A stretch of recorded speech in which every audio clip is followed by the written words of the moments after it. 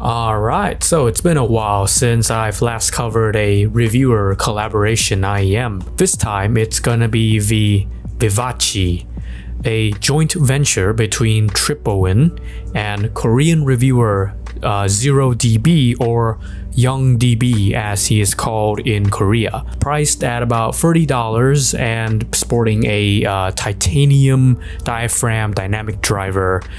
It's heading up into the very competitive budget chi-fi segment.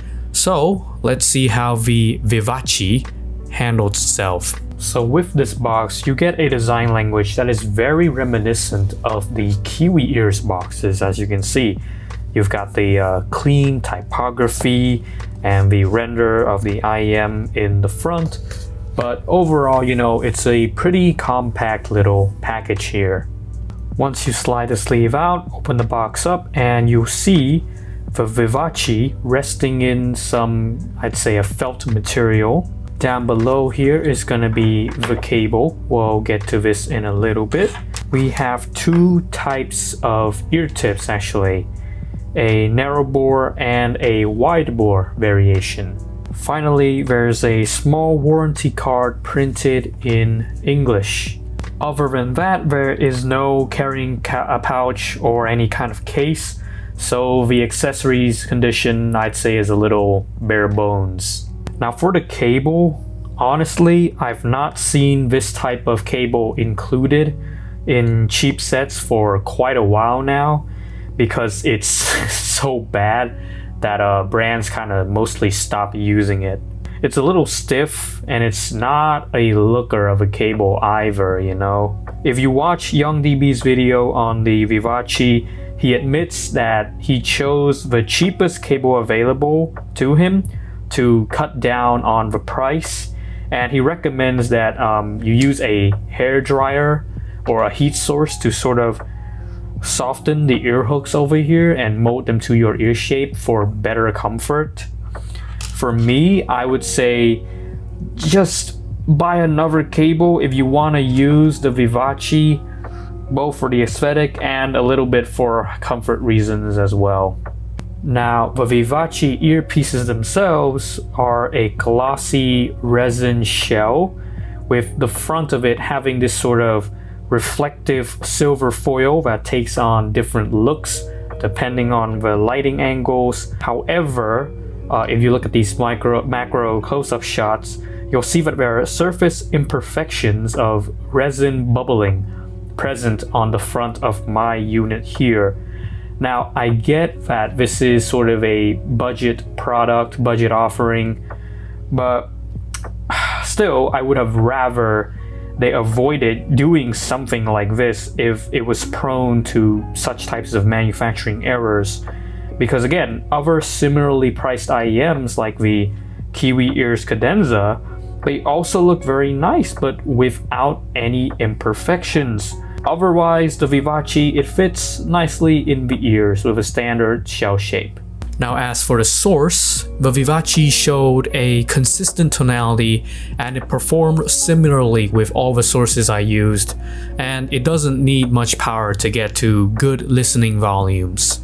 For tip rolling, I'm going to be going with the good old reliable Akustune AET07s, which give me the best fit personally. But if you want to spring for something more premium, the Tangzhou Tangsankais also work quite nicely. But with all that out of the way, let's get to the sound of the Tripowin Vivace. So if you've listened to the Salnotes 02 tuned by Critical, then the Vivace can be considered a slight upgrade in most departments. That means that you're getting a competently tuned, inoffensive but unimpressive signature that plays well with most genres, but it doesn't excel at any particular front. Let's start with the bass though. There is one notable point with the Vivace's low end. That is, it is quite vivacious, pun intended. 0DB said that he picked this sample from Tripowin to develop into the Vivace because he saw the potential in this dynamic driver and if I had to guess, it's coming from the bass performance of this driver. Despite the bass curve looking pretty standard on the graphs, it has a certain tactility that delivers deliberate bass hits whilst ensuring a fairly hearty slam. As it is still, I guess, one step below bass head territory, but some EQ will likely be able to kind of tip it over the fence. The mid-range of the Vivace is competently tuned as to be expected, with basically a dead neutral lower mid-range tonality. Upper mids do not actively favor vocals or any distinct element. They keep them all in pretty much even footing, and this can sometimes make mixes sound a little crowded, but for those who like this type of even tuning, it works quite well. The treble response of the Vivace is also decent, but it's nothing out of the ordinary. You get a high range that grants some clarity to cymbals and percussive elements, with no weird sibilance or grainy artifacting. The air treble regions could use with some extension though, as it can sound just a little reserved for my tastes. Treble detail is basic to non-existent, as expected of a product from this price tier. Soundstage width on the Vivace is pretty average. It's ever so slightly outside your head, but not much more. The depth and height placement of instruments, they can be briefly heard in simpler mixes, although for the most part, musical elements will be just lining up in a straight line, playing into your ears basically. Separation of macro detail is another small standout for the set. It is not as clearly observed as due to the neutral tuning style. It makes kind of everything mostly sit equal to each other, but it does match, and it sometimes outstrip the best of the budget IEMs, such as the Tangsu 1Er. Micro details are not as impressive, however, but they perform adequately and add just a little bit of nuance. Now, I've made many mentions to the Salnotes 02 in this review, so let's compare it fully to the Vivace. Now, as far as the aesthetics goes, although the Vivace it does have some build issues, it still looks way better than the 02's clown car look. I don't know, I don't like those red ear tips, as you've heard before.